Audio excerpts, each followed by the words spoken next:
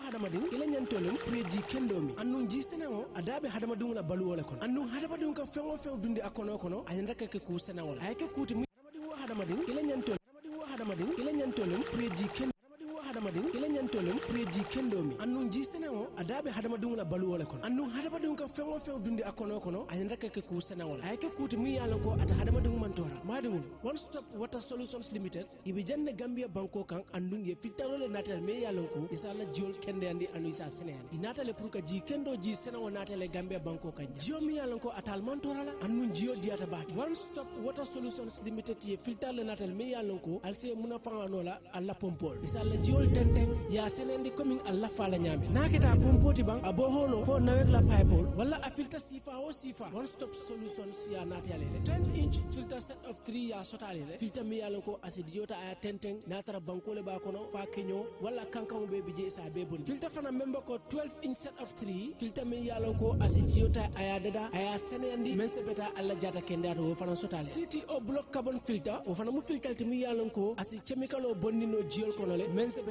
alla jata kendaya filter member ko CTO block carbon men si jiola chemical o be bondi akono pour ka alla jata kendaya sa hen nim filter sabol be kili wo kili na pansundoku na wata tankol fana sotale kabirim 500 5000 fokata 10000 liters plumbing fittings fana be mol bulle alsemol tarano sukuta highway mariama kunda johnson wala ismol kumandi 505 5691 796 8270 one stop water limited solutions inatale ka jiko be sonende gambia banko.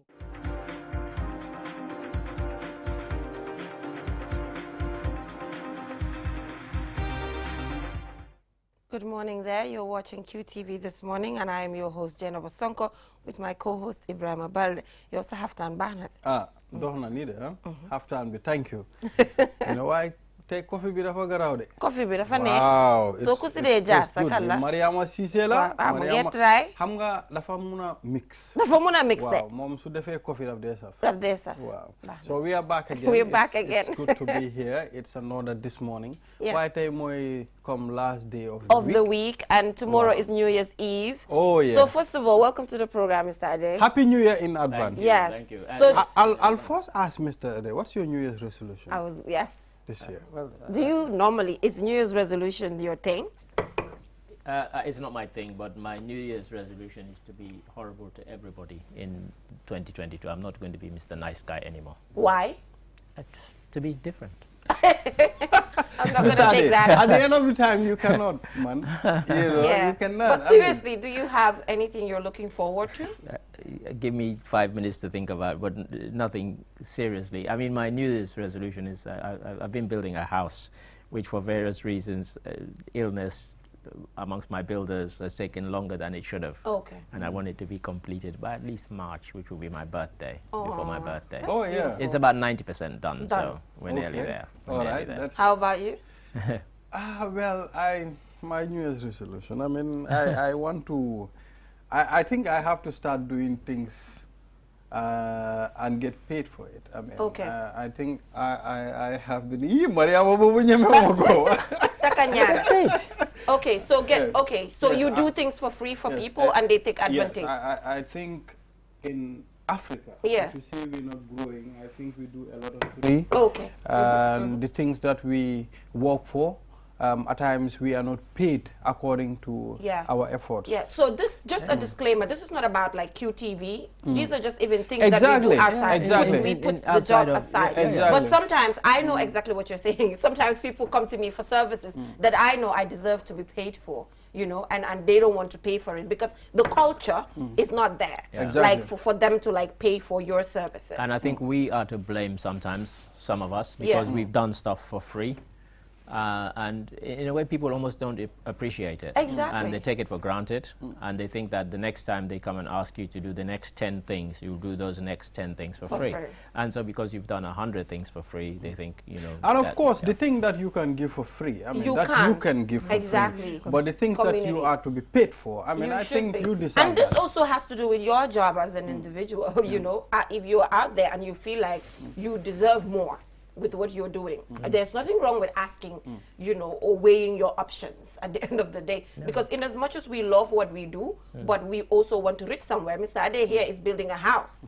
I want to build a house too. You know, I want to get certain things that at least if I look at it, it's tangible, and I tell myself, I got this from my hard work. Right. So there's nothing wrong with that. Yes, and sadly, Jenaba, the type of jobs that we do as media people, I mean, people expect a lot. At the end of the time, expectations. Yes, are high. So at the end of the time, if you are not paid what you deserve, it's a problem. It is. Yeah, but anyway, when it comes to pay, it's not just with media, it's just a general So 2022, we are changing that. We're changing that, okay? So for me, I want to improve, I want to just build my capacity. You know, that is what I'm looking forward to, because I just feel like it's not about having the bachelor's or having the master's, but just trying to be more exposed and read more and get to know more out of journalism, because throughout these years I have realized that journalism is that profession where you need to be au fait with just everything. You need to, just with this morning where I have to come here and just talk about business, talk about politics, talk about everything. So I just feel like in 2022 I know there's not a topic that I can't contribute to, but I just want to be like a little expert in just any topic. That I'm glad to hear you say that, because as you know, I tell people in the team at this age, don't tell me I want to specialize in politics or sports or the arts. Specialize in everything. You know, be a generalist. You know, don't say, you know, when you reach 40 or 50, then they might say, oh, he's an economics journalist, or he's a financial journalist, or this person is a development journalist. But at the moment, when you're kind of building your career, make sure you are exposed to everything. And I'm telling you this, and this is not boasting. When I was at the BBC World Service, I was the only person. They would call me for arts. They would call me for sports. They would call me for music. They would call me for politics. You name it, 10 different subjects. Because I had an interest in all of these things. And that's why some of my colleagues, they were only football journalists. Some were only financial journalists. But, you know, you need to be... I just feel like in the media, to be able to stand out, you need to be like an all-rounder.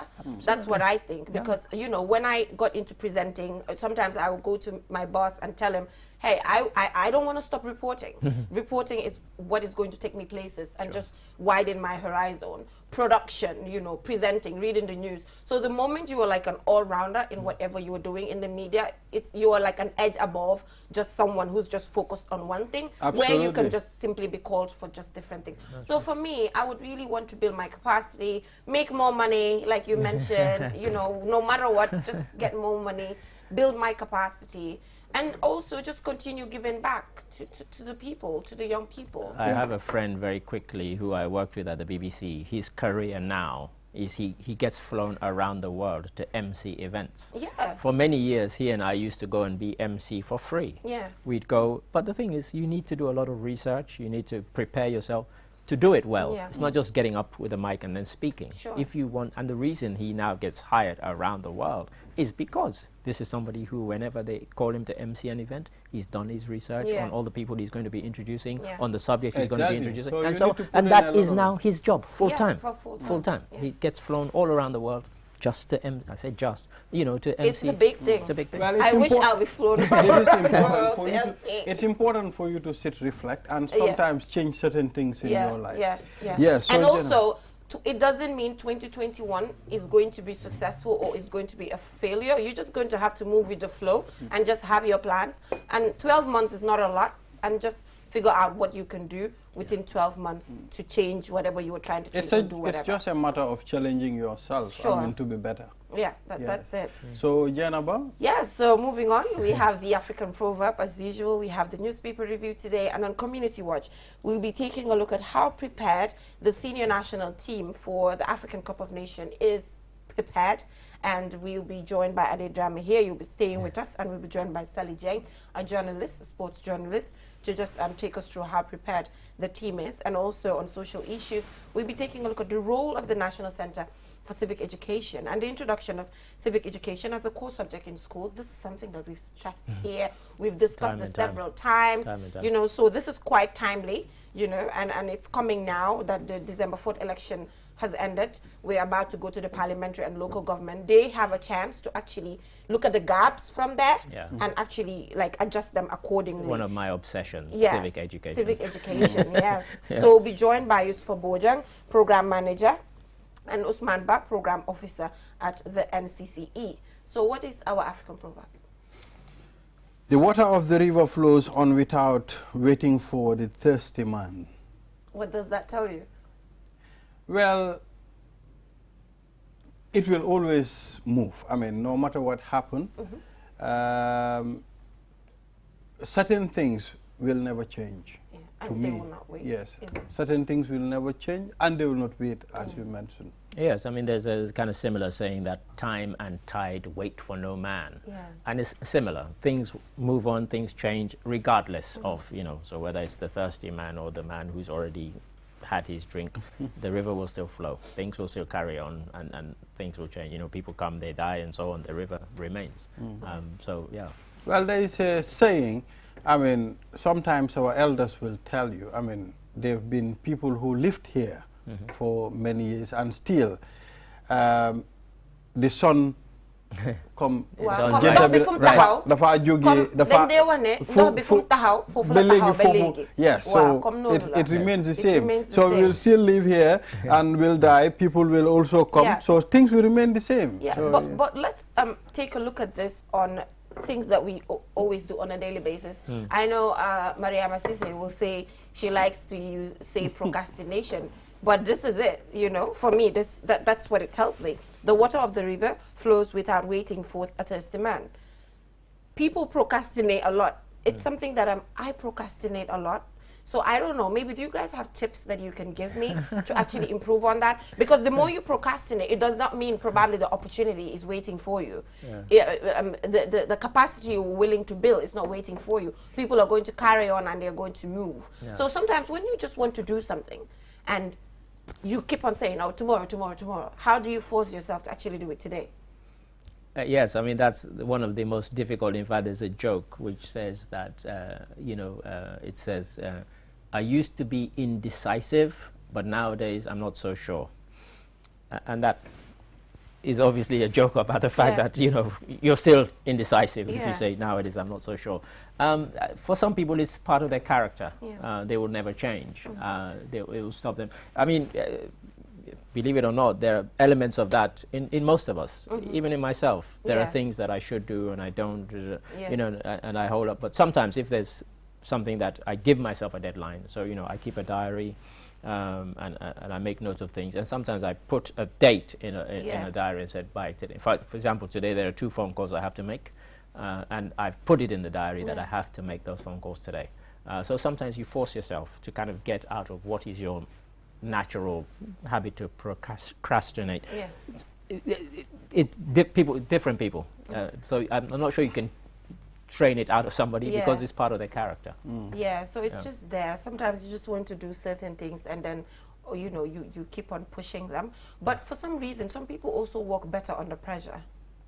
They work better when it's 2 days to a deadline than when they have a lot of time. I don't know why. Listen, there are times when, you know, I shouldn't say this, but there are times when, you know, I've been given work to do that, you know, they gave me 4 or 5 weeks, and I swear I started doing it 2 days before the deadline. Yeah, I've done that and it ended up being several good. And to be honest, I've done that all my life.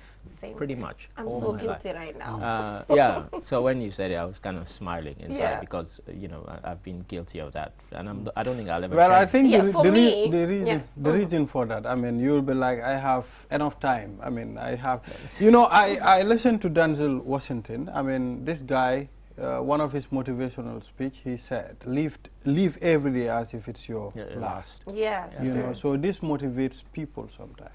You know. So for me, the thing is, I work better under pressure. Like when I have multiple things to do, like just doing them fat. Rather than if it's just one thing and I have a lot of time. Yeah, you know, when I'm more relaxed. Yeah, when I was at college, when I was at college, you know, this is what I'm saying about different people work differently. When I was at college, they would give us a, you know, essay or, you know, thesis or whatever to write. And people would go around over the weeks leading up to it and say, oh, how many words have you written? And when I would say to them, I haven't written any, they're like, yeah, but it's a week to go. And I would always say to them, it's in my head. And they're like, really? And so I would sit down, and I'm not kidding, and maybe the night before we would do the delivery, because over the weeks I would have just put bullet points. Yeah. And each bullet point is a paragraph in itself. And I swear I would sit down, and overnight I would knock out the 10 or 20,000 words just by going down the bullet points, because it was already written in my head. But all my colleagues, they would write 1,000 words a day or something. I'd never been able to do that. Yeah. I would always just sit down and it would just pour out, because I knew the structure that I wanted. Even the articles that I do for the BBC, they always told me, have you written it? Have you written it? I'm like, yeah, you'll get it in an hour time. And I always, then they said, oh, really? I said, yeah, because I've already got the points I want to make in the article. And so, you know, I just sit down and I just do it. And you know, that is so beautiful, because that means that, you know, it comes naturally. Yeah. Because if you want to write 1,000 words every day, there might be a disconnection between what you're trying to do. That's right. Yes. That's right. So I'm so motivated right now. Bring it on. I'll start, you know, my stories will be in my head now. And I'll wait 1 hour when he comes to say, where's your story? That's and it. And then just sit down and pour it out. But some people, that's how they work. Yes. Yeah. It doesn't work for everybody, Yeah. but for some people It does. works for Exactly. some people. It's good that he clarified. It doesn't work for anyone. But I will give it a try. I dare not. Anyway, right. thank you so much, Mr. Ade, for that. I think, yes, this is one of my favorites too. Every day, because the African proverb on a daily basis, it's so interesting. Stimulates So conversation. it just brings in like different conversations. So we will now go for a short commercial break, and when we come back, we'll head right on to the newspaper review. Do stay tuned.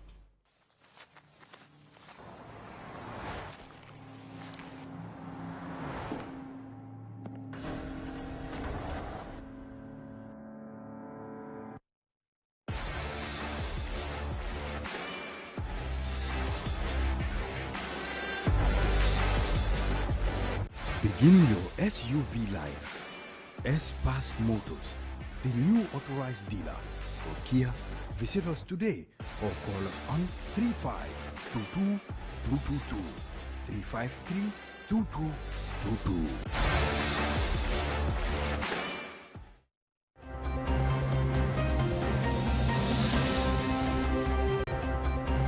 Welcome back from that break. If you're just tuning in, you're watching QTV this morning.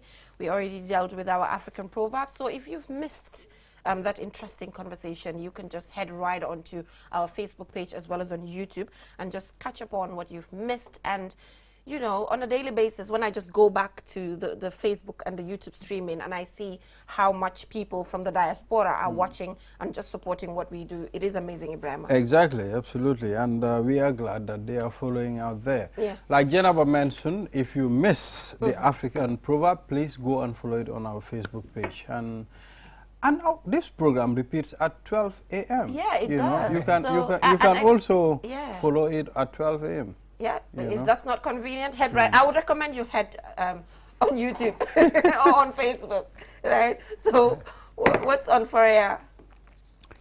Flower vase sellers, gardeners fear losing source of income to OIC road project. Panchan Seko anticipates successful groundnut trade season. And of course, TRRC recommends banning of 10 senior judges from holding government office. NIA Special Operation Unit found to be extremely brutal under Jammeh, and UDP urged supporters to focus on upcoming elections. So we have on the Foroya. Interesting. Yeah. Here we have NPP Chairman Gay reacts to corruption allegations, and Brikama Area Council CEO reaffirms commitment to good governance, and Barrow urges UDP to unconditionally accept Supreme Court ruling, and TRRC holds Jammeh junglers responsible for killing of Mahawacham others. So that is all we have here. So yeah, here we have the Brikama Area Council reaffirming commitment to good governance. So there's a lot that needs to be done when it comes to the Brikama Area Council, and I think come 2022, waste management Absolutely. really, and the restructuring of the market, Mr. Ade, should be one of their priorities, considering that is one of the areas that we've been reporting on throughout the year. And I would take that as a jumping off point, not just to focus on one area council, but all of them. And, you know, having this discussion with colleagues in the office yesterday, and I was saying to them that the next time the council elections come up, or any elections, I think the electorate needs to ask difficult questions. Yeah. We've seen from the turnout in the presidential election that people are engaged. You know, 88%, almost 89% turnout. But also, I think what people need to do is go to your area council and say, you know, what about the markets? What about the roads? What about, you know, what are you doing? You know, you want me to give my vote to you. Why? Why should I vote for you? Ask them difficult questions. It shouldn't just be them kind of say, you know, vote for me, vote for me.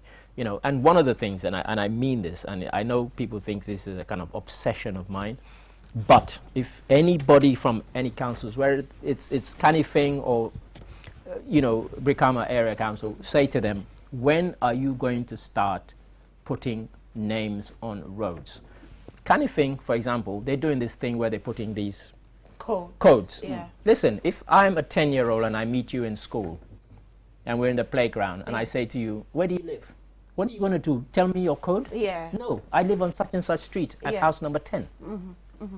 If they do this across the country, they will create job opportunities, because you know why? We can reinstate the postal service in this country. We can't have one now because there's nowhere to deliver to. You could have a deliveries. People can order food. You can order your pizza.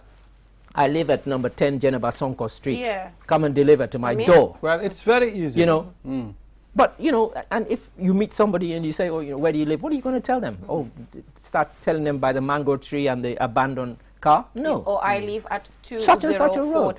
This is it. You know, honestly, because for me, it's not just, yes, this is an obsession, but I think there's a practical elements to it. You know, the councils are doing it because they want to be able to collect tax from you. But that's not the only reason you should have a code on your name. Just for personal, you know, where do you live?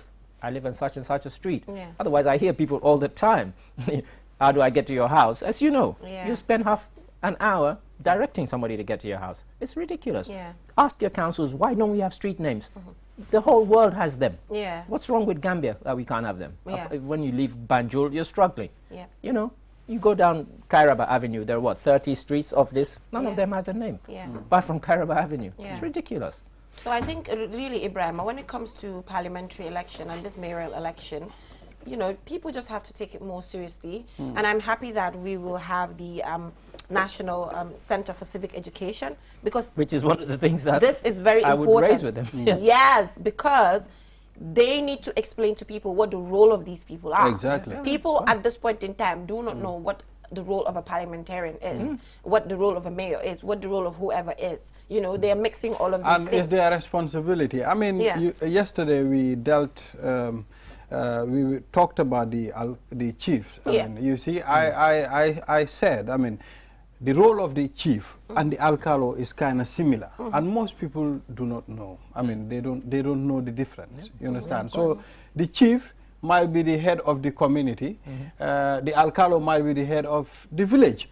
You know, but their roles are kind of similar. So I think people should be sensitized on their responsibilities. Yeah, and so they yes, when it comes to area council, I think gone were days now where Gambians only shout and run behind politicians. Now people are becoming aware, and we are asking questions. If you say, but are they asking enough questions? Well, I don't think we are asking enough questions. Exactly, that is When it. you mean we mean the electorate? Yes. We're not, and We're that's not. what I'm saying. Yes. That Just we the should presidential election. Exactly. You know, the manifestos that we saw. I mean, I talked about research-based manifesto. Mr. Mboj was a bit, you know, but for me, that is it for me. You have to give us a roadmap. You have to give us, like, how are you going to do this? You know, in You know, bits. Yes, and my big criticism. It's a gradual process, as you know. When it 22 years of former president, you understand, and now it's a bit different. People are now confident. People are now brave to say certain things. You understand? Yeah. So I think now, as time goes on, people will be able to ask certain questions. If you say you want to do this, we'll ask you, how are you going to do this? Yeah, but it needs to start from somewhere. You know, because We're if you not look there at my big criticism of a lot of the political parties that formed formed, and even some of the ones who ran, you know, I will, you know, cure youth unemployment. Simple question, how? Where are you going to get the money to create all these jobs that you're promising? Don't just say because you want the youth to vote for you. If I'm a youth and you say that to me, I'm thinking, oh, that's fantastic. But how? How? What jobs are you going to create for somebody like What myself? partnerships are you going to build to achieve it? So you yeah, know? When you but talk- we give them an easy Yes, ride. when you Yeah. talk about Brikama Area Council, it's among the biggest councils in the Gambia. I learned that Brikama Area Council, they collect tax as far as Senegambia. You understand? And when you look at the condition of Brikama, it is very bad. We've covered a lot of stories. We've seen the market. We've seen the hospital. We've seen a whole lot of stuff in Brikama. So I think they should do more. Yes, and I think it is important that we see the CEO reaffirming commitment, you know, and when you talk about good governance, it's everything for me. Listen, for You know? me, you know, talk is cheap. Talk is cheap. We want true. to see them deliver on it. Anybody can say that. You Yeah. know, what are the practical But at steps? least the fact Yeah. that they're out to say it, now we can push them, right? Of course. I mean, and hold them to their words. That you Exactly. said this, and it's on record that you said it. Okay, what Where are are you gonna do? You know, you know, Yeah. and then we can check in Well, 3 months' time. they should do something, and I believe even the CEO, when he was first appointed, I mean, he said the same thing. I mean, they will always say the same thing. Well, yeah, but like, let's just try to, you know, see. We will what hold the- him to his words. to their words. So, Ibrahima, one thing we should look at now is something that we all expected, which is flower vase sellers, gardeners fear losing source of income to OIC road project. I mean, it's just something that we all expected. They're not even the only ones affected. It's just... You know, again, this morning we were discussing in the team meeting, and I mentioned the house where I live. Half of the garden is gone because of expansion, because there was encroachment by the... Mr. Ade, our police station is are gone. you the at one that Old Yundu. lived Lion- next to Lion the Villa. Jar Oil? No, Old Yundu? not next May- to it, but it's close. think Maybe saw- he doesn't I saw want... your car somewhere. Excuse me? It's near there. It's near there. I saw your car somewhere. It's near on there. the roadside. It's- Maybe he doesn't want us to know where he lives on I think TV. many people know where I live because Yeah. they see me all the Just time. teasing you. Mr. Ade doesn't have a problem. But you know, so they are amongst the latest who might suffer, or who probably will suffer. They might have to move somewhere else. But as I said, in Old Yundum, as you mentioned, the police station is gone as part of the expansion for the roads project. Half of our garden at the house where I live has gone. And my friend and landlord, Abdul Njai, he said it's progress. He said, yes, this thing is something beautiful that people used to come and admire, and it's been there for 10 years. It's now gone, but it's progress. And that is it. I mean, some people will suffer. They said if you want to make an omelette, you have to crack some eggs. Well, these are the kind of eggs that are being cracked. They might have to move somewhere else. But just because, you know, we love the flower sellers, I bought flowers from them myself. It doesn't mean that they shouldn't move or shouldn't have to move, but it would be good if they could find something equally nice where people can still find them and people can still patronize them. Mr. Well, Ade, I feel sad about it. No, I it's, really do. it's good that at least they are out to lodge their problem, to talk about it. At least people will help them. At least there are people who will come out to help them, or in fact allocate a particular place for them. I can remember there were flower vase sellers along the Battle Hardin route, around the Palmarima Junction. Now some of them moved to Abuko. Now you see them, and they are having a very good place where there. they've gone. Okay. Yes, they are now around Abuko, the Batwa. Now people are going there to buy their flowers. So I think it's important at least they are talking about it so that people can come At in least and help. see, and hopefully the government or under the OIC project, I'm sure there will be some sort of compensation in a way. I'm not 100%. For some, there'll be compensation. For some, what there needs to be is what you're saying about kind of relocation. Relocation. So either, you know, give them some funds for them to be able to relocate, or suggest a site to which they can relocate and still have a decent amount of custom. But for some of them, it's going to be difficult. Yeah, and I saw that with the OIC project, there's a lot of employment as well when it comes to Gambians, because I saw young women participating in some of their processes. So at least in a way, this is happening. It's progress, and you know, just Gambians are being employed as well. I think that is very important. And it's a question that we forgot to ask Fali Fadera when he came here the Right, last right. time about compensation and compensation next time. processes and There'll all be a that. next time. But hopefully he'll be back here Yeah. as the project goes. So here we have NIA Special Operations Unit found to be extremely brutal under Jame. This is obvious. We discussed it. I want us to bring in our prison as well a little bit in this discussion, the state of our prison. This is, for anybody who's just tuned in, they don't know, this is all coming from the TRRC report. Yes. All the newspapers are now taking bits from the Bits report. yeah. But we were aware of this during the hearings. It came up and they were brutal. You mentioned the prisons. In Africa, sad to say that people still see prison in kind of what I would call Victorian terms, that you send people to prison to suffer and they don't have any comforts. That's still a kind of African thing. There are virtually no prisons anywhere in Africa that are nice. You look at some of the prisons in England, I'm sorry to say, they look like hotels. Yeah, there's... They're clean, they're nice, people have all the kind of comforts apart from the fact that they can't get out. Yeah, sporting amenities. Yeah, you know, they have gyms. And in some prisons, they're trying to rehabilitate people. So you can go and learn. There are people who, because they've been to prison, they've ended up getting a degree by studying online and so on. We don't have anything like that. I can't think of a single African country that has anything like that. So it's not just Gambia. But you're right. You know, people go to prison and people want them to suffer, sadly. And that seems to be the kind of thing from society itself. And we've run a couple of programs, including a documentary that we did around, you know, some of the projects that they have in the prisons where they spoke to some people who've been there for, one guy, I think he's been there 10 years. And he was talking about how, you know, things have changed for the better, but they're still quite bad. Yeah.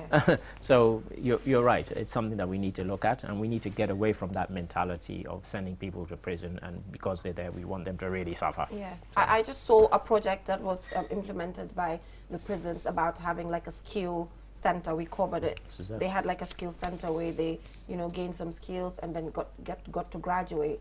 And exactly, and that's the kind of thing that should be happening, because you know, if somebody goes to prison because they stole, because they didn't have a skill, they didn't have an education, if you don't give them a skill or an education when they're in prison, when they come out, what do you think they're going to do? Worse. They're going to go back to what they know. So give them a skill, give them, if somebody went into prison and they weren't a motor mechanic and they come out and they can fix cars, guess what? When they come out, they're going to fix cars. They're not going to go out and steal.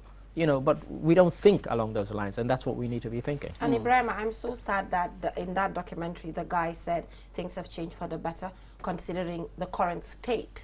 Of the Somebody saying that is even better.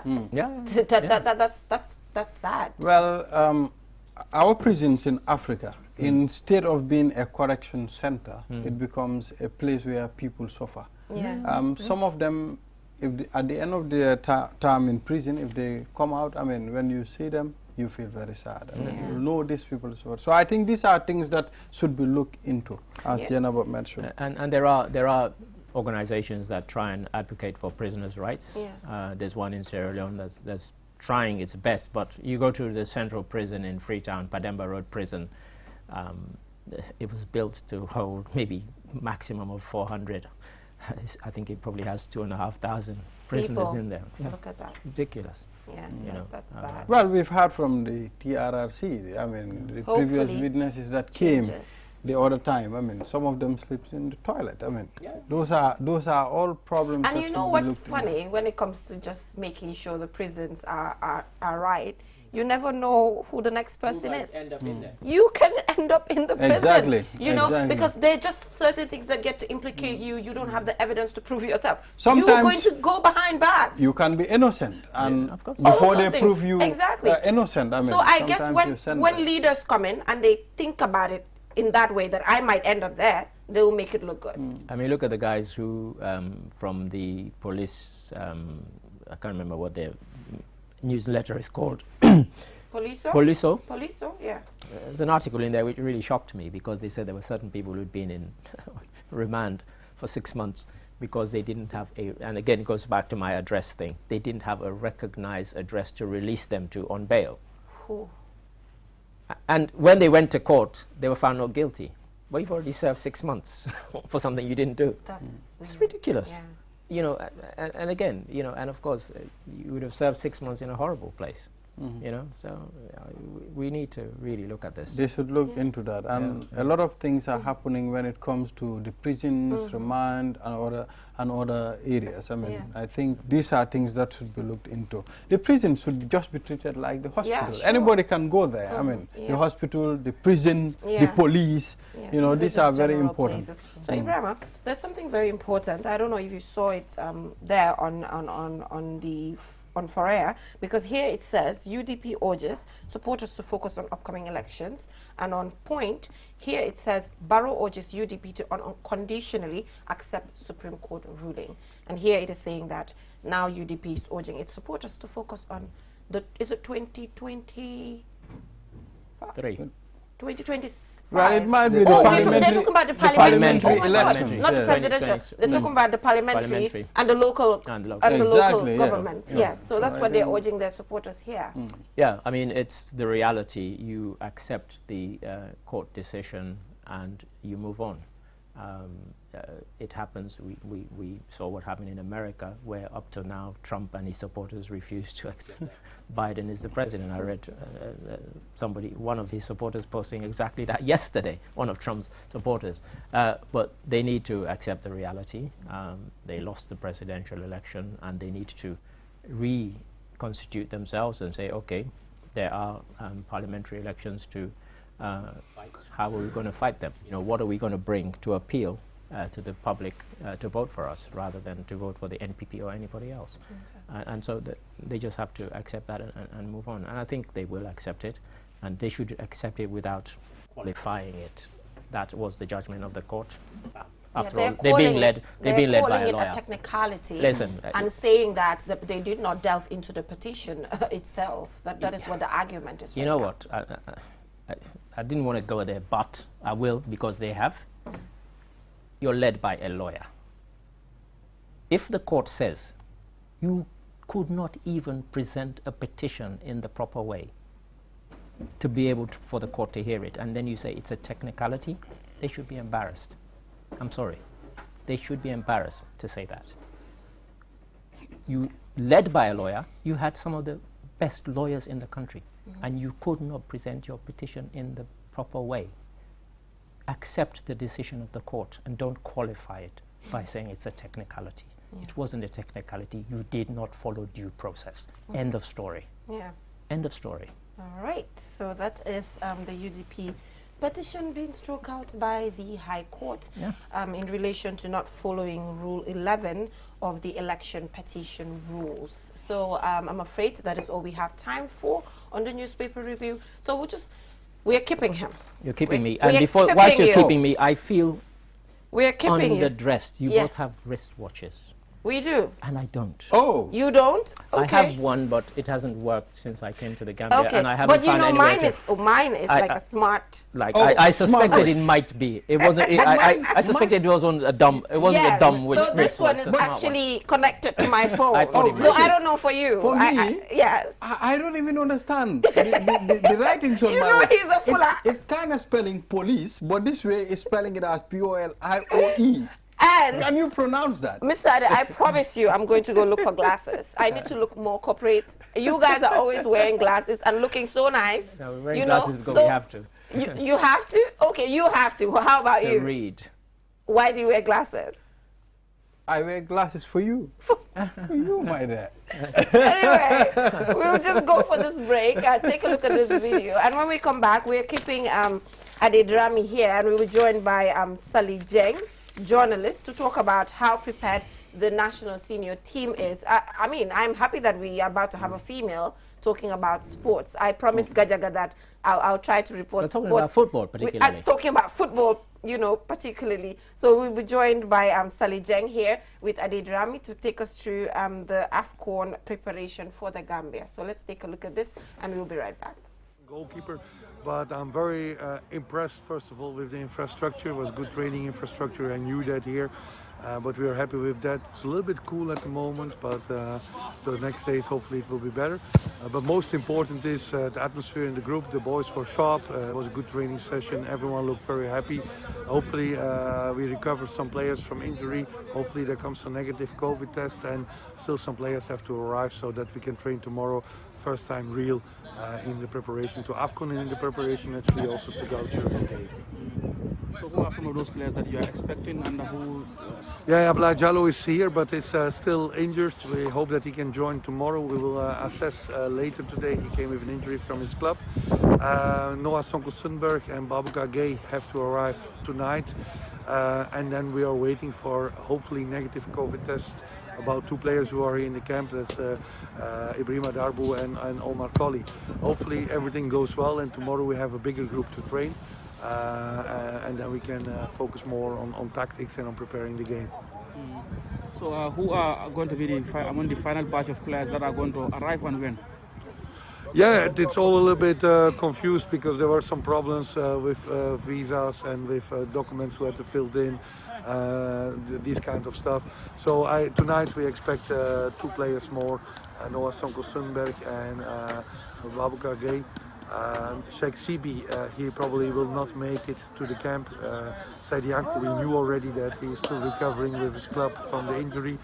He will join us later on in Gambia to go to Cameroon. But for now we will have a limited group towards the first friendly of Algeria. So how would this impact on that friendly against Algeria on the first? Naturally, if you can't train as a team, you can't prepare tactics and you can't create the team yet. So at the moment we cannot talk about preparation for the game against Algeria because we have only 14 field players and 1 goalkeeper here. It's never good. We were hoping to start on Tuesday the training session. Through logistics, the team could only arrive Tuesday late in the afternoon. There was no chance anymore to train, also with COVID restrictions. This morning it was delayed because of a delayed COVID test. So instead of 3 training sessions, we had only 1 training session. Yeah, that delay everything, and we couldn't do any tactics as long as the team is not complete and all the jobs are not yet filled in. Welcome back from that break. If you're just tuning in, you're watching QTV this morning. And now on on Community Watch, actually, we were talking about the African Cup of Nations and how prepared the Gambia is. And that was Coach Tom Saintfiet there. I don't know if I'm right, but looking at his facial expression and what he's saying, he doesn't look quite confident. And most of the things that he's saying has to do with issues that the team is going through, ranging from COVID tests, some people having to be absent on all of that. So Sally, we'll start with you. What does that tell you, watching this video and just listening to the coach saying these things? I think it always shows the usual challenges that the team always have when it comes to logistics, and we've seen what he just said, like some of the players are not coming in because they're not able to take your visas, they have visa issues, and all the players with COVID-19 tests. I think these are challenges that African teams, especially Gambia, will continue to face because usually we understand football clubs are more powerful than national teams when it comes to international football. So players can say, no, my player is not going because we have this and this. You will have to wait for a specific time that they can travel in to the country and play. So this is a challenge, but I think the coach himself said it, and we have to accept that there's a challenge that they need to work in. So I think the problem now is how is he going to work around this and try to solve this challenge they have. Because you don't expect to play with African champions in a test game. That will determine your preparedness going to the African when you don't have a full squad with you. So I think the problem now is how is Gambia going to face Algeria when they have only 14 players in camp and they have to wait for negative COVID tests.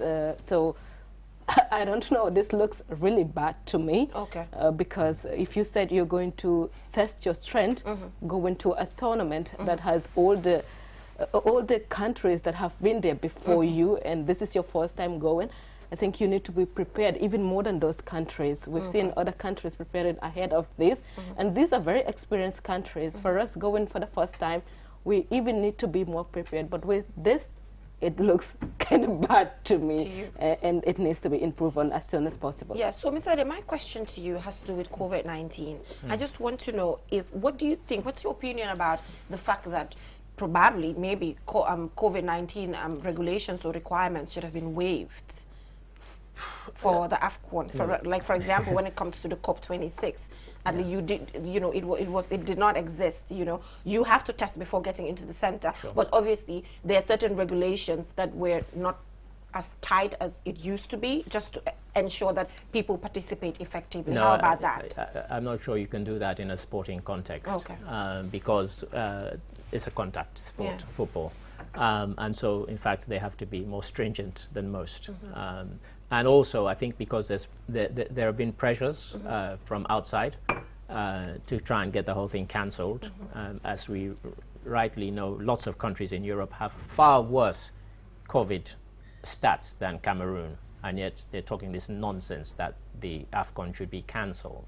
So no, I don't agree. I think they have to be quite stringent in terms of the COVID because of the possible implications for the players, for the team, because if you let your guard down with this and players mingle and they mix, they celebrate a goal, they hug and so on, and somebody has COVID and they pass it on, then that ends up affecting. But if I go back quickly to the kind of preparedness, for me, any country that is taking part in AFCON 10 days from AFCON and you're telling me you're having visa problems, the minute you qualify or the minute you hand in your list of squad is when you apply for visas for every one of them.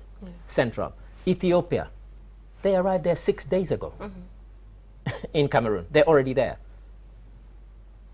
And we're talking about 14 players? It's ridiculous.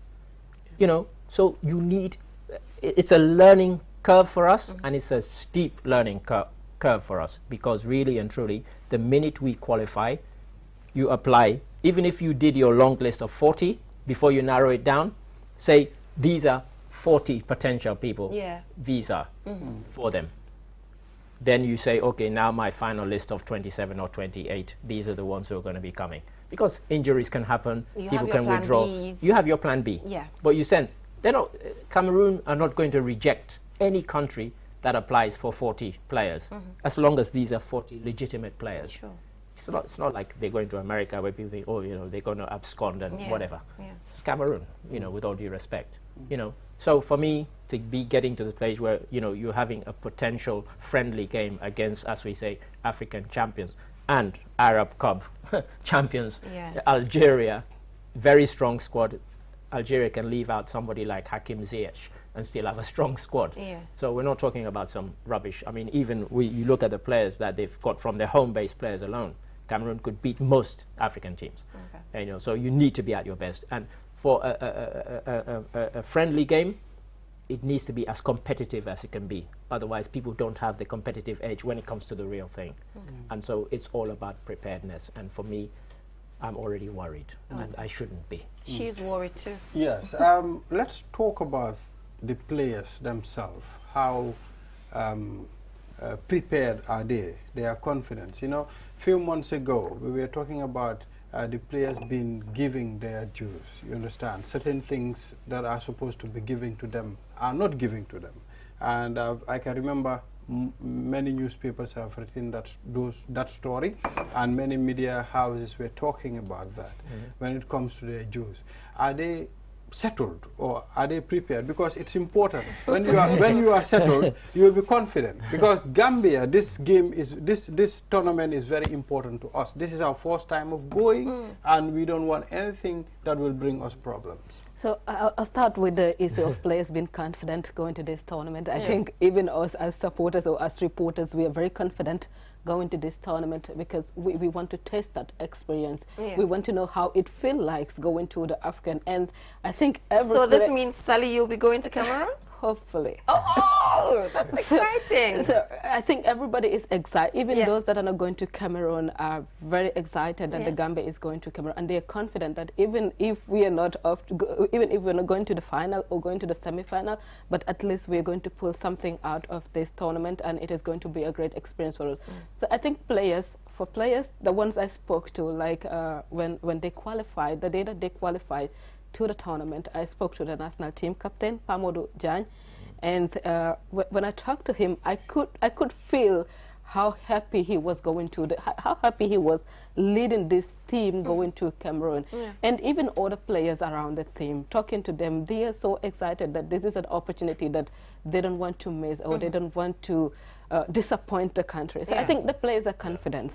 When we say the players are not confident, maybe we might not be fair to them. I think every player in that squad is really confident that they're going to do something in Cameroon. Okay, so fast forward now, did you speak to them? Because, you know, at that point you spoke to them, we just qualified. Yeah. Okay, that was just, it was fresh. The excitement of qualification. The excitement is there, but fast forward now, did you have any report or any encounter with them? What are they telling you? What is their perception? So just day before yesterday, I read this article by Mamadou Ba on BBC, and one of the players that was coming to the Afghan, even though he is in the United Kingdom and he's playing for Manchester, like you could tell from the article how prepared he is and how excited he is coming to the tournament. So I think every player on that squad is going to do their best, and they're really hopeful that they're going to do something in Cameroon. But we'll come back to the issue of preparedness, because the players might be willing to play. They might want to give their best, and they might want to do everything to make the country proud. But if logistically everything is not there for the players, we don't expect them to go there and do the magic. It has to start somewhere. Like you prepared before coming to this, so you knew what you were going to do here, and everything was set for you before coming here. So that is what we want for our players. We want everything to be there for them, so that when they go to the field, they will just do their job and they do it perfectly. So we don't want them to go into the field and they're worried, oh, my friend had COVID, or my friend was not tested, or oh, I'm going to this, how do I go back because I have issues with this? That demoralized players. Okay. Well, you know the reason why I said that. You know, mental preparedness is very important when it comes to, because for us, all that we see is the physical preparedness. But the mental preparedness is very important when it comes to football. Yeah. Absolutely, absolutely. Nobody would doubt that, because you have to be mentally prepared, physically, everything. You have to be ready, not just football, but anything you're doing in life. You have to be physically and mentally prepared for it, so that you deliver at your best. So I think the players would need that, and that is why there is a need to have psychologists in football teams. Yeah. So Sally, let's take a look at the teams that the balloting has been done. So let's look at the teams, you know, that Gambia is in the same group with. How do you see these teams? Do you think the Gambia will be able to maneuver or something? So in football, we believe sometimes what is on paper matters, because this gives confidence to the other side that okay, we are on top, we are ahead of this team on paper, and we need to deliver to ensure that we keep that status. But we've seen recently what happens in football. I take example of Madagascar in the past AFCON. Like everybody was surprised. We thought, okay, Madagascar is just coming. This is their first time coming. Like Gambia is going the first time.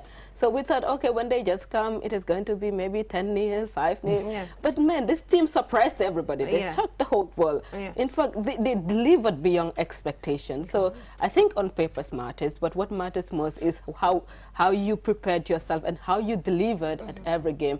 And on paper, Mali could be far ahead of us, and we saw what their coach just said, saying that Gambia have some individual talents, but collectively they're not a very good team. So I think many people were worried when he said that, but trash talking is part of this game. It makes the game beautiful. But this put pressure on the other team, because you cannot come to me and say Gambia is not that good, and yet Gambia beats you. So you go with that pressure that, okay, I must beat this team, because you think they are not very good compared to your team. So I think the pressure is on Mali. Their coach coming out to say that puts them in so much pressure. So what Gambia have to do now is to go there and see themselves as a team that is going to take advantage of what the Malian coach said and make. But who would have thought Senegal would have beaten France? You remember?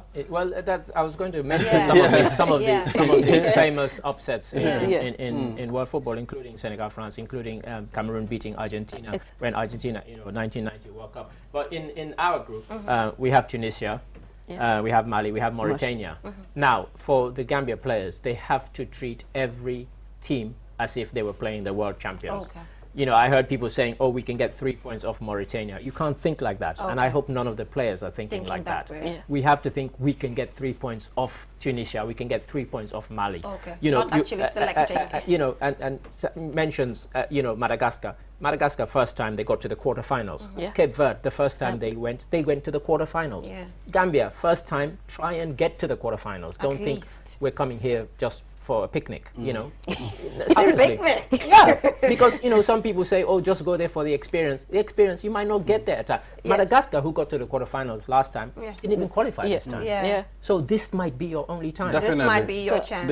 They should do and at least we are considering there. it's their first time, they're going with that zeal, you know, that energy and all. buzzing. But I am pretty sure Gambia will make us proud. I am very sure. Anyway, due to time constraints, I'm afraid I might have to let you both go. No. But hey, Sally, we really appreciate the fact that we have women reporting sports. You know, it's very rare to see women reporting sports. I know I did it once, and it was just a trial. He encouraged well, you me. say sports, but particularly football, which is people tend to see as a kind of man's thing, which it's not. And it's good to see Sally. And we have other women who Mariama Bojang, we have a lot of them in the SKG. I think probably people are not been following their work closely, but we have a lot of female reporters, and we even encourage more women to come on board, because this is a field that most of the guys believe, okay, this is our field, we have to take control of it.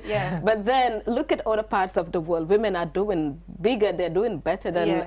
Look at Mimi. Look at Mimi on BBC. Focus on Africa. You know. Not just Mimi. We have other women in other platforms. For instance, just take at the this, like, how is it called, the Bean Sport. Like they have female presenters. They have female reporters. So I think we need to encourage each other to take this field. It is not a matter of you being a footballer or being an athlete to be able to report on sport. You just need to have an understanding of what you do. And then you get to, and I love you guys so much. You know, I just love them when they're doing their thing. And in England, Football Focus, which is one of the biggest football, and that's all about the Premier League.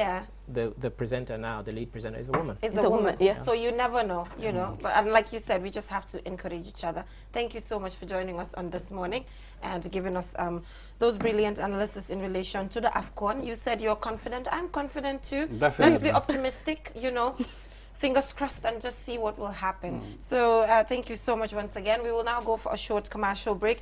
And when we come back, we'll be talking about the role of the National Center for Civic Education and the introduction of civic education as a core subject in schools. And we'll be joined by Yusufa Bojang, Program Manager, as well as Usman Ba, Program Officer. So this is something that we've been stressing on this program, the fact that civic education is lacking, and we keep on saying, where is the Center for Civic Education? Here they are finally, they're right here, and there's no turning back, there's no running out of the studio. They're going to come here and, you know, get to answer some of these questions in relation to what they've been doing and what can they do more. So we'll go for a short break and we'll be right back.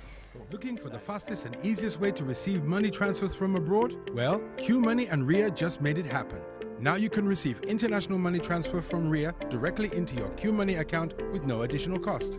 Once you receive an SMS alert about your transfer, walk into any QMoney agent across the country to receive your payment for free, or use the money immediately to buy credit, QPower, and other QMoney services. It's fast, safe, and convenient. For more info, call customer care on 133. QMoney, Sinu Kalpe. Terms and conditions apply.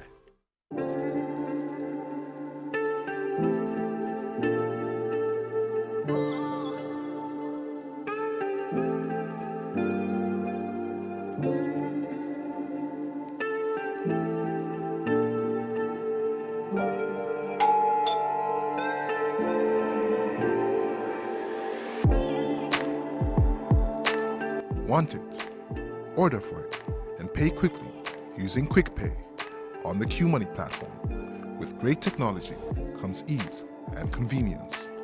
Get a glimpse of what a comfortable life is with QMoney by dialing *323# now.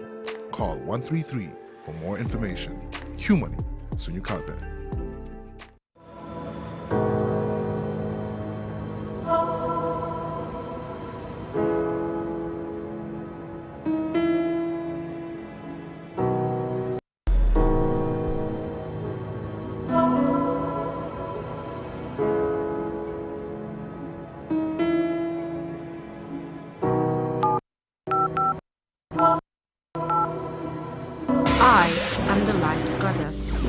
everything I touch turns into light.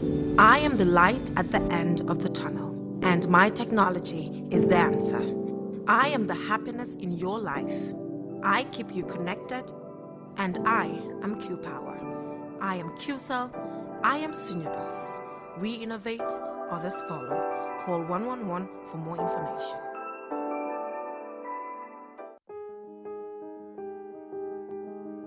With so many things to do in a single day, it's important to have a network you can trust.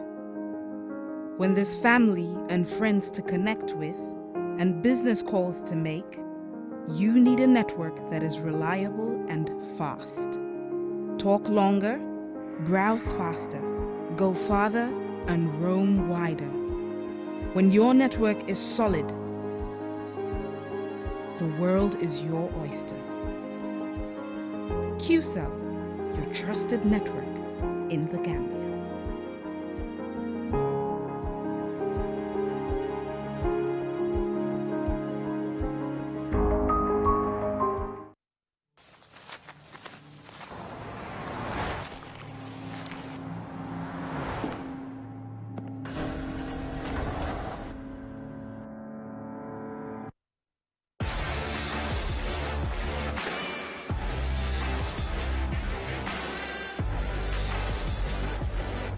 Begin your SUV life.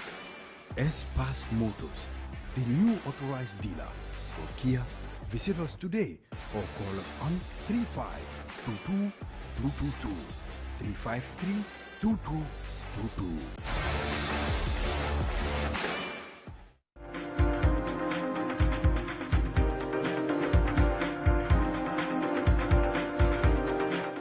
Welcome back from that short break. If you're just tuning in, you're watching QTV this morning, and I am your host, Jenna Bosonko, here with my co-host, Ibrahim Balde. Yep. If you've missed our newspaper review, our African proverb, as well as Community Watch, head right onto Facebook and YouTube just to see what you've missed. It has been a fruitful conversation so far, and to make it even better on social issues, we'll be talking about the role of the National Center. Council, actually, our guest just made that correction that it is the National Council for Civic Education instead of the National Center. So it's not a center but a council for civic education, and we'll be talking about the introduction of civic education as a core subject in schools. And we're here with Yusufa Bojang, who's the program manager, and Usman Ba, program officer. And thank you so much for joining us, gentlemen. Like I mentioned, civic education, for the past 5 years, it has been something that we've been discussing so much on QTV, you know, on our different platforms. We talk about the need to make sure that people understand their rights when it comes to the roles of presidents, the roles of parliamentarians, and the list goes on. So because maybe there's not a lot of publicity that has been done, because when you talk to people, they will tell you they do not even know about your existence and what you do. Can you just take us through your mandate, first of all? What is your responsibility as a council for civic education? Thank you very much, and good morning to our viewers. We appreciate the invitation, and thank you. National Council for Civic Education, to start with, is a government entity that is established by the 1997 Constitution. But the institution started operation in 98 by an act of parliament. And to sum it, the office, among other things, is mandated to create awareness about citizens, their civic rights and responsibility in the country. And this is not even only limited to the nation itself alone, but even to sub-regional and international convention that the Gambia is a party to. So since the establishment of the NCCE in 98, the office has been rolling out several engagements, reaching the Gambians, crisscrossing the length and breadth of this country in trying to raise awareness about their civic rights and responsibilities in the country. And this, of course, like you said, some still now don't get the information. That is, have very limited knowledge about what the NCC is all about. And if we exist, what work are we doing? But we will tell you, we've been doing a lot of work. If you go to the countryside in the regions, people will tell you a lot about the National Council for Civic Education, because the purpose of the institution is actually to help people to get the information. But when you look at the Greater Banjul here, at least there is a lot of opportunities when it comes to information. You have the radios, you have the TVs, and all the platforms are around. The newspapers are here. But if you go to the regions, sometimes in those days, getting access to information is a problem. And that is why, at that time, most of our focus is always going to the regions to enlighten people about their responsibility. We talk about a citizen. Who is a citizen? What is your responsibility as a citizen? What are your rights as stated in the laws? But also, what are your responsibilities? Because rights, we believe, goes with responsibility as stated in our Constitution. So these are the things that we've been doing. And when it comes to, again, civic education is cross-cutting. It covers a lot of issues. It's not only limited to governance. It's not only talking about who is a president, what is the role of the parliamentarian, what is the role of the councillor, but it goes beyond that. Talk about any social issues that you think of. Civic education has a role to play. Even this COVID era that we are in, we did a lot of work in this COVID pandemic, sensitizing people, getting to the communities, telling them about all the preventive protocols that people need to observe, and also even helping them to give them some of those materials. So it is cross-cutting, but actually our focus more is on governance issues, especially when it comes to politics, and that is why during electioneering cycle, people see us more visible, trying to at least enlighten people about that election itself, that you should participate as a citizen, what are the benefits of you participating in this process, and what is the repercussion of you not participating. So we help in that people tend to understand that, okay, my failure to participate, these are the consequences of me not participating in the process. So we've been doing some actually remarkable work, but unfortunately, sometimes perhaps maybe because of certain challenges, we're supposed to do more than actually what we have done currently. But I think we've been doing a lot, especially in this current electioneering cycle. We've done a lot of work. Yes, considering the importance of the things that you do, I mean, informing people, teaching them about their rights and what they are supposed to do and not to do. You said maybe there are problems that you people are facing. How far have you gone to bring a solution? Because information, it's very important when it comes to sending such important information. You should not only wait for elections to go out in public. Yeah, when I say challenges, they are not extraordinary challenges that are, to say, unique to NCC alone. But these are challenges that almost all institutions grapple with, especially state institutions, like you're talking about maybe sometimes challenges in terms of budgets and all that not. But of course, despite that, we try to surmount those challenges by coming up with more innovative ways of doing things, trying to come up with activities or interventions that perhaps will be less costly, and that way we'll continue to be able to at least reach out to the people. So it's not only to say during the election, of course, we are more visible at that time, because that time we have more additional support from development partners. So we, as a way of strategy to at least be able to do our work, we don't only rely on one source of support, but also we reach out to development partners, and we've at least enjoyed goodwill from some of them. They supported us a lot in terms of fulfilling our mandate as required by the Constitution. So that is the very reason why sometimes during this period, because development partners, of course, they have their focus. It is during a particular period they may come to your aid or they come to your support because of that is the season that we are in. But away from that, the attention is on other things again. So like during COVID pandemic, the focus is more on COVID. But during the election year, and of course, certainly they will have interest to support whatever activities relating to the election. So that is why at that time, again, you will see us doing more about sensitization using the media platform, especially this year, this current electioneering cycle, this 2021, going down up to 2022 for the parliamentary election.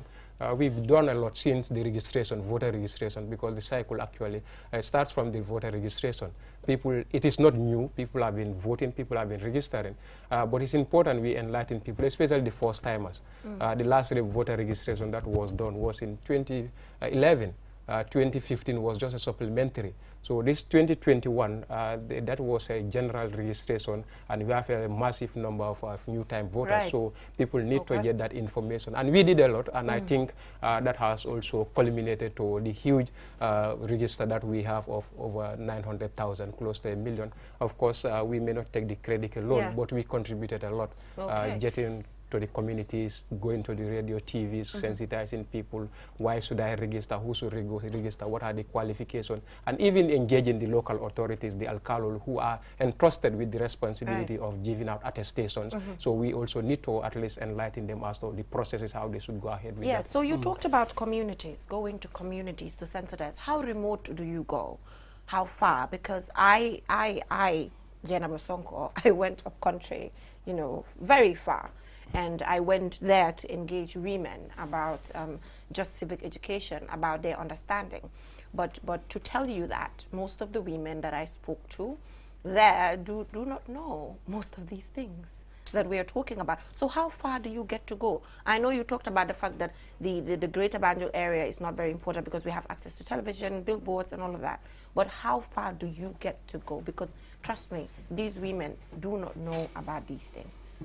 Oh, yeah, thank you very much. And I'm very glad to be here. In terms of how far, and I will tell you, as far as Bolibana would suggest, meaning the last village in the Gambia, if you know the River Gambia. In implementing our activities, we go to every nook and cranny of this country. Of course, Geneva, it is not easy always to go in all the time. But when we are implementing our activities, we try to reach out to the remotest villages in the Gambia. When we are drawing our activities, we would not look at the distance, we would not look at the size of the village, but anywhere we can reach, we try to reach out to the people. Just Mr. Young was talking about our recent massive sensitization in the just recently concluded presidential elections. We went around this country talking to big and small villages in the Gambia about the importance of the election. And in addition to this, we also have other programs geared towards sensitizing Gambians, because the ultimate objective for the National Council for Civic Education is to enlighten Gambians, regardless of where they are, regardless of their agenda or education, to be able to actively participate in our governance process. And for you to participate in the governance process, you need information. So that not for the sake of participating, but to participate and make informed choices. So we go around this country in the URR, CRR, everywhere. We try to reach out to people. But of course, it's just one institution, and Mr. Boyan said. So when you go to one particular village, before you return to that other village, maybe it might take a couple of years in the gap. Because when we go to this particular environment this time, when we are going the next time, we want to select other villages to enable all these people. As we said, in the rural urban Gambia here, we have access to the television and the radio. But those ladies you meet there in Bolibana, elsewhere, don't have access to these luxuries we have. But Mr. Ba, just to also inform you that even the people in the rural, in the urban areas, question the work of the council, in as much as they have access to television, they have access to radio. Let me ask, how active is your Facebook, Twitter pages? How active is your website? Because to conquer the urban area, that is the best strategy that you can put in. How best are you utilizing that strategy to ensure that people in the urban areas know about this, and then all your other activities can focus on rural Gambia? Because we know government institutions and their websites. They don't update them. We know about their Facebook pages, their Twitter pages. What is the meaning of government institution and their website? No, because this is something that we've tested and we have proven about institutions in the country not updating their website, not using their website. This is something that we've proven. I'm sorry, sometimes you go on other websites, and the last information you meet like a year ago. I'm not talking about your council. That's why I asked the question haven't to yet know. tested the NCC Facebook, have you? Check your Facebook. No, I'm asking because I've seen people ask. So that is why I'm asking. Okay, yes. So we are an exception to that. The National Council for Civic Education, we employ different methods and strategies in terms of reaching out to the Gambians. We know talking to the television in one of the strategies, but of course social media, which has become now a tool for, especially for younger generation, to how to catch them up and then get them involved into these things. You have to use social media. That's why our page is always up and running.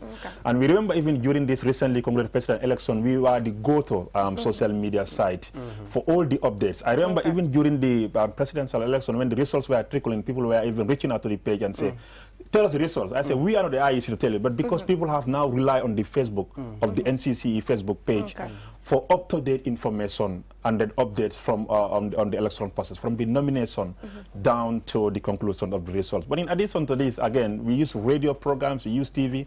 Maybe those old women or those women you met in rural Gambia don't even have mobile phone to access the internet. If you post on Facebook, that's not the people you are targeting. So you meet them in their communities, you meet them in their homes, and that's what we are doing all the time. We meet them in their communities, we have programs, as Mr. Bojang said, civic education is cross-cutting.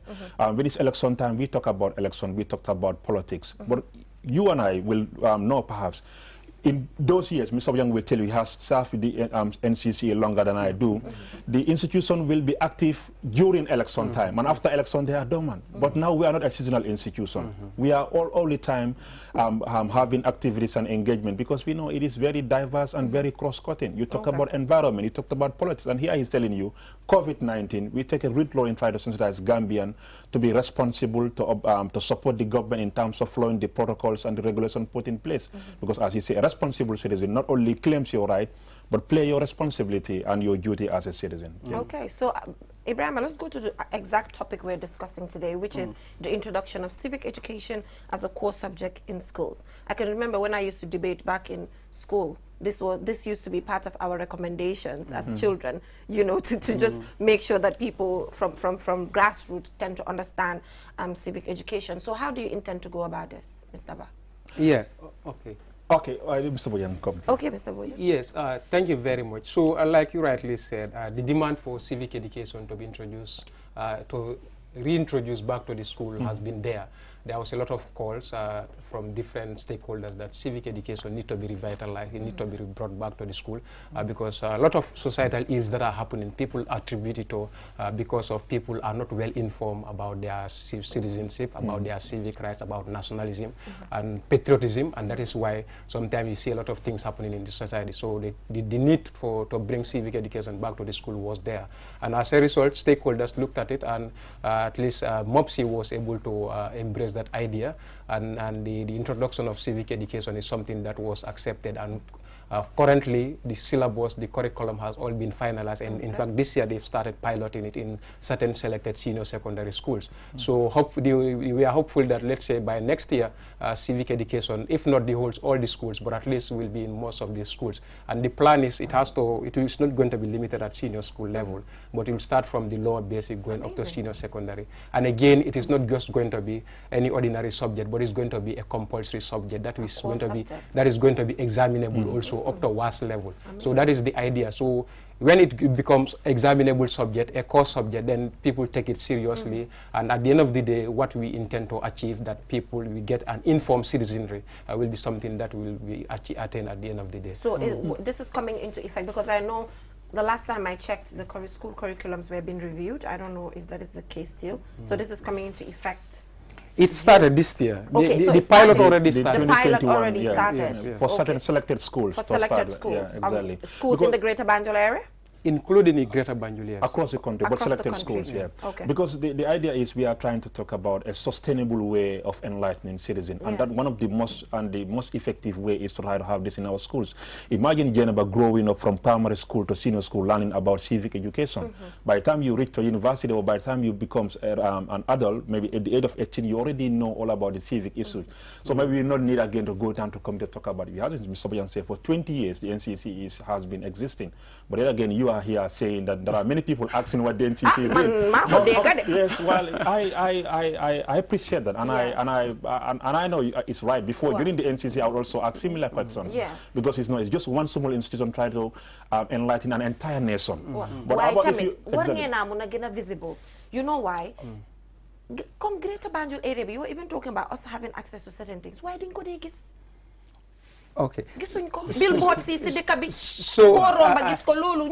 I don't know where Geneva has been, because I'm not talking about election. I'm not talking about during election, because obviously during election you expect all civil society, all organizations to talk about it. When it is COVID-19, everybody will talk about COVID-19. When it was Ebola, everybody was talking about Ebola. I'm talking about continuity. Continuity is what I'm trying to put across. When it is not election, we see you active and doing the things you are mandated to do. Yes. So, okay, this is this thing. Civic education established and mandated to do a job.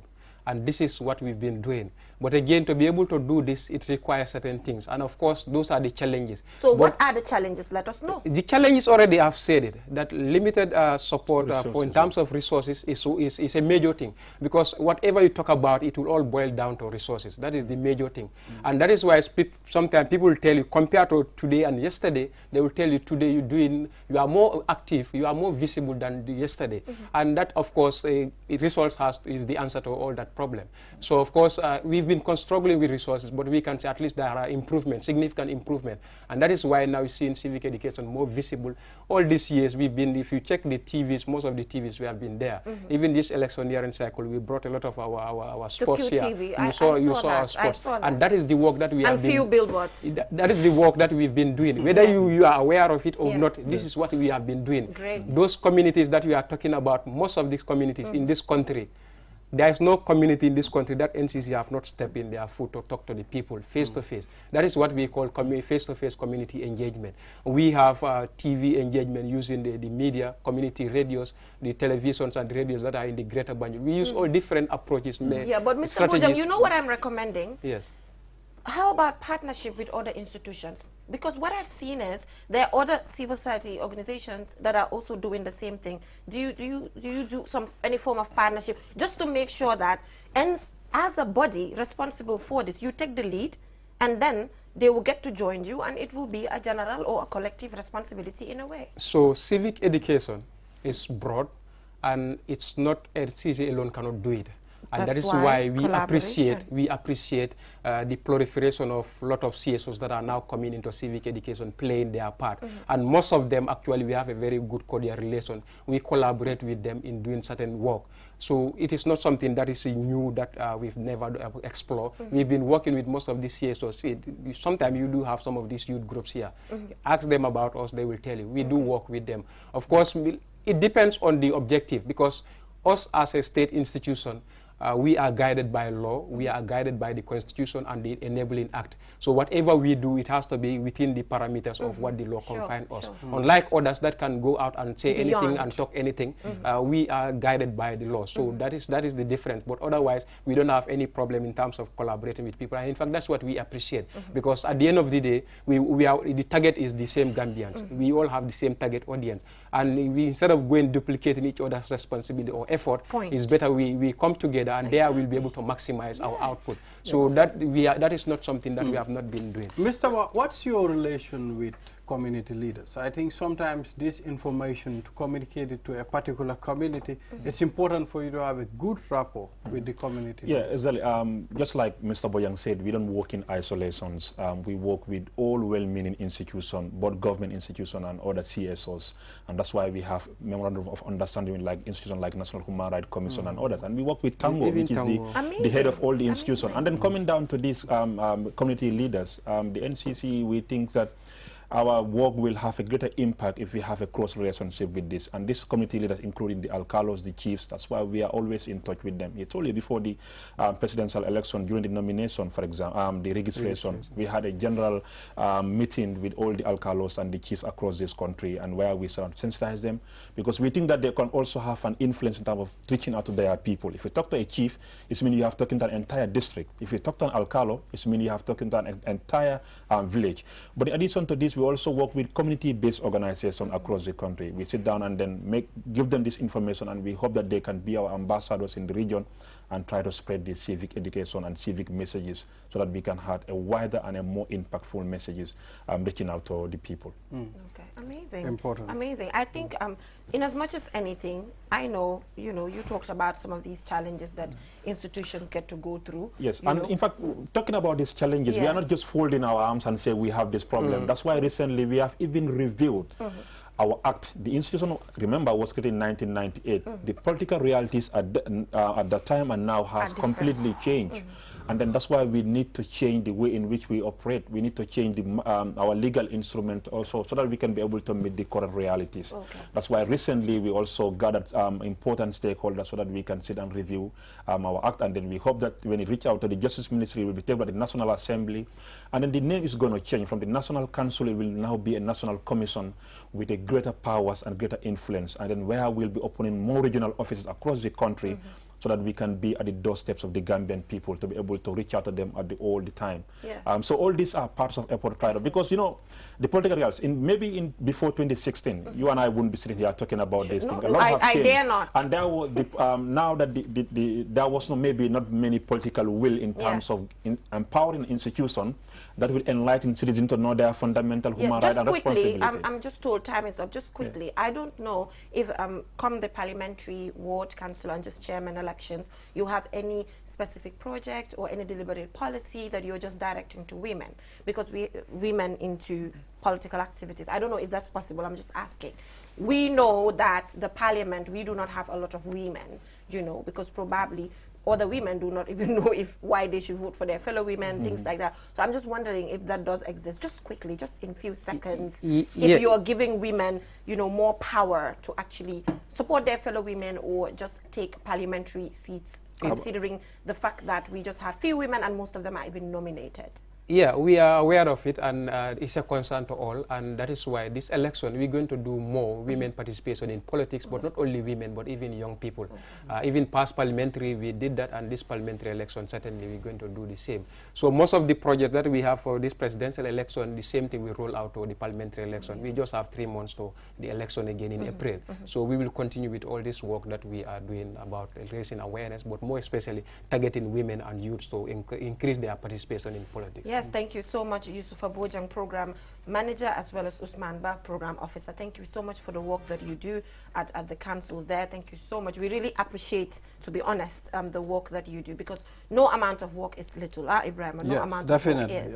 So, yes, I'm afraid that is all we have time for. Happy 2022, should we say? Yes, coming back next week, Tuesday, with freshness. And see you next year. Yeah, see you next year, inshallah. One Stop Water Solution, thank you so much for your partnership with us. So come 2022, we're expecting more partners on this particular program. Come and join our show, and then your products will obviously be out there. Bye for now. te biir kat amul seetu waral na lépp lu fay dugg dafa wara doon li nga xamante ne lu indil doomu aadama bi loraange ci wàllu wéru yaram. One Stop Water Solution Limited ñu ngi fii ci biir réew taxaw temm fexe pour gis ne doomu aadama bu ne di nga naan ndox moo xamante ne ni ndex mu sell te wóor la, ndax indil nañ leen ay xeetu filtres yi nga xamante ne ni mun ngeen koy jëfandikoo ci seeni pompe yi ci biir réew, moo xam booxul ngay jëfandikoo wala pompe nawek yi ne bépp xeetu filtre bi nga xamante ne ni dina la indil wérgu yaram musal la ci loraange amal nañ leen ko ci biir réew. Am nañ 10-inch filter set of 3 bii nag ñett lay àndal bu ci ne ak li muy liggéey. Bokk na ci 5 micron pp sediment filter bii nag mooy segg ndox mi ba mu set génne fa lépp li nga xamante ne ni warta ànd ak ndox moomu bala nga koy jëfandikoo. GAC granule carbon filter bii nag mooy segg génne lépp lu xeetoog chemical ak organique yi nga xamante ne ñoom ñoo nekk ci biir ndox mi, sellal ndox mi ba waral mu soppi li nga xamante ne moom la ndox mi di saf, mu soppi cafin gi def ko ndox mu sell te óor. CTO block carbon filter bii nag du yem rek ci segg ndox mi sellal ko ba mu sell, waaye nag daf koy yokk ay ngéneel yi nga xamante ne ni day baax ci wérgu yaramu doomu aadama bi, dëgëral waaye tamit yàggal lool sa yuur wi. Am nañ tamit 12-inch filter set of 3 boobu it liggéey bu nu mel lay def, ñetti filter yépp benn bu ne ak lu muy liggéey. Am nañ 10-inch post carbon, 10-inch coconut carbon, 75 GPD pure one membrane bi. Amal nañ leen bépp xeetu water tank tàmbalee ko ci 500 litres, 5000 ba ci 1000 litres ak plumbing fittings. Kon nag mbokk yi bu ngeen buggee naan ndex yu sell te wóor seeti leen One Stop Water Solution Limited. Suñu makkaan bu mag baa nga foofa ca Sukuta Highway, Mariama Kunda Johnson, wala nga call ñu ci 505 5691 796 8272. One Stop Water Solution Limited, ndox mu set mooy yàggal dund ni doom.